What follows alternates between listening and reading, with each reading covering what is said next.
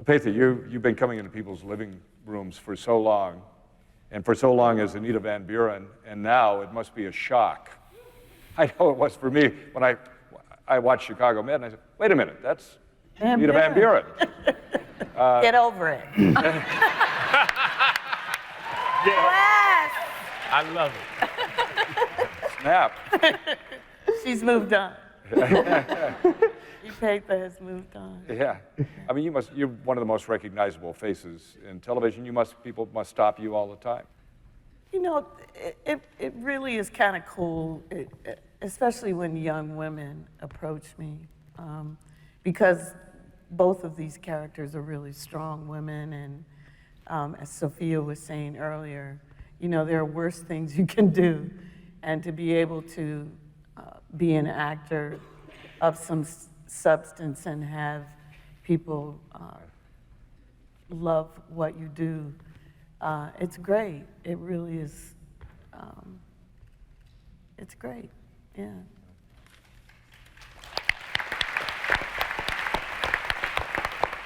And Van Buren, you know, she was a tough cookie. You know, when I first started the show in Manhattan, there were, I think, only 4 or maybe 5 female lieutenants. And so it was really a way of bringing women into the story, right, in a strong way, and showing what was starting to happen. It was one of the reasons why Dick and I always laugh about the wig thing. But you know, she wouldn't have been wearing locks or anything like that, because women were still, you know, wearing buttoned-up blouses and things. You know, they couldn't relax as much because there weren't that many women in the force, and specifically in areas of authority. So Van Buren was slow. I started out, you know, coiffed hair, buttons up to here, and then as the series went on, I said, can I loosen up a couple of buttons? You know, just let her be a little less, you know, let her nurture in some places, you know, as well. But people really love the character, and so I'm proud of those 17 years. Yeah. I think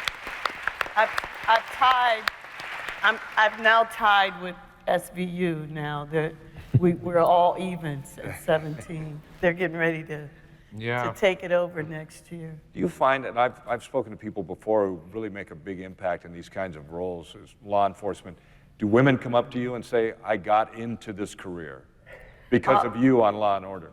It happens, it really does. And I got into law, period, by seeing you. And you think, you know, hey, I'm just an actor, I'm just doing this gig, and you see how you've affected someone's life. And I think it's what I love about Dick Wolf's shows as well. You know, you sit down to be entertained, but when you get up, you've been educated.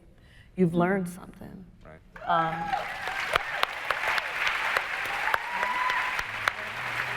And I think that's actually television at its best. You know, we always would hear about people who, you know, the next day at the water cooler having conversations about a Law and Order episode, you know.